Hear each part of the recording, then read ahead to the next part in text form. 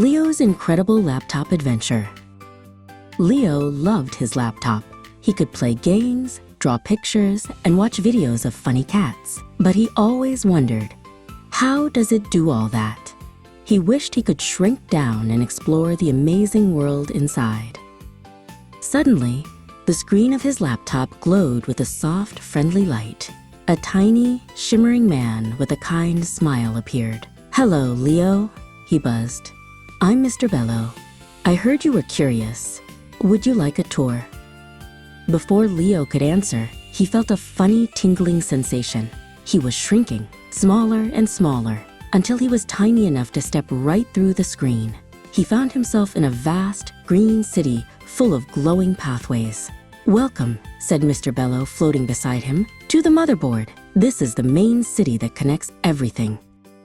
"Wow," said Leo, looking at the amazing city around him. "Is all this real?" Mr. Bello chuckled. "It is. Everything you can touch in here. This city, the buildings we're about to visit, is called hardware. It's the physical body of the laptop." Mr. Bello zipped along a glowing path. "Follow me. Our first stop is the most important building in the city."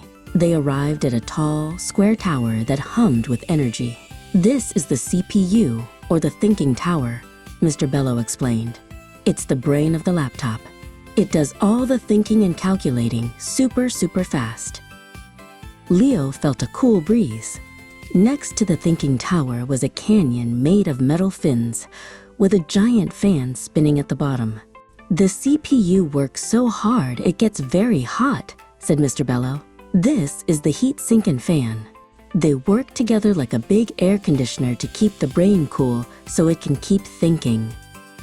Next, they visited a long, busy building filled with glowing workbenches.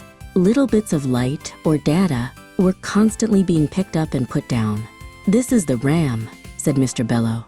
"Think of it as the laptop's workshop.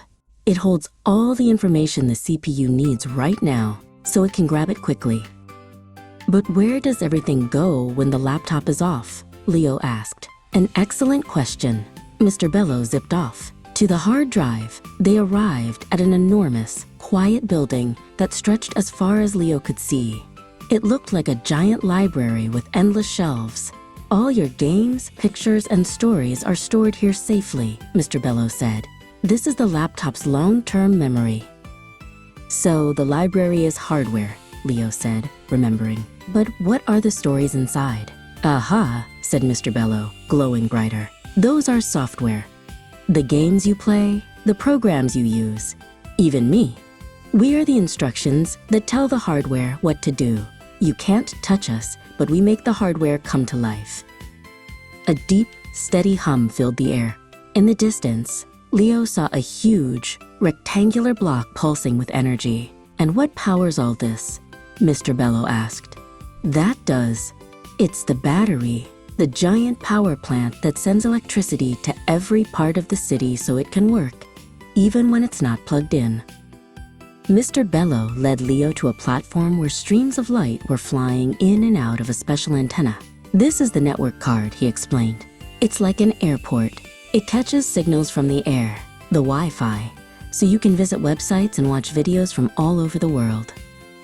Leo heard a faint melody. They followed the sound to a large, round room with a cone in the middle that was vibrating. "This is the speaker," Mr. Bello shouted over the music.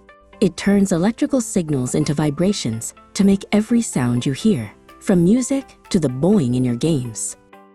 Next to the big concert hall was a small, round tunnel.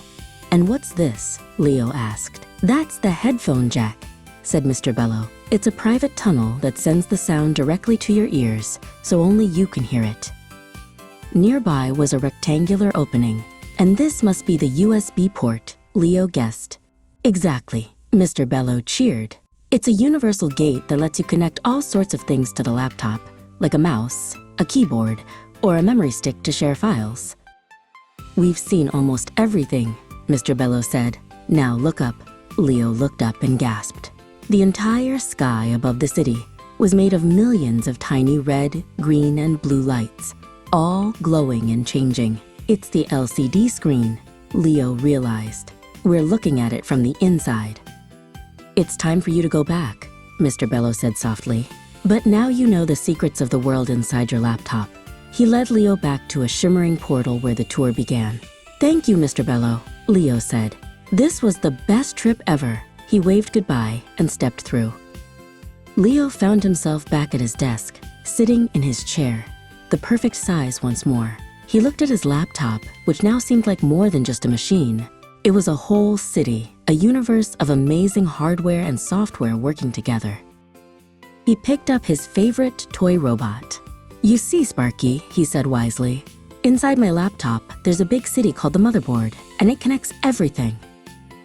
And there's a giant thinking tower called the CPU that does all the math, and a big workshop called the RAM that holds all the things it's working on right now. And all my drawings and games are kept safe in a huge library called the hard drive, so the laptop never forgets them. And when the thinking tower gets too hot from all that thinking," Leo continued, "a big fan in a canyon cools it right down. It all gets its energy from a giant power plant called the battery, and it talks to the whole world through a special airport called the network card. And there are special gates and tunnels so I can plug in my headphones and other things, and a big concert hall that makes all the music. All those places are the hardware, the body," Leo explained, "and the programs and games are the software, the ideas that make it all work. It's a team." From then on, whenever Leo used his laptop, he smiled. He knew it wasn't just magic. It was a bustling, brilliant city, and he, with a little help from his friend Mr. Bello, understood exactly how it worked.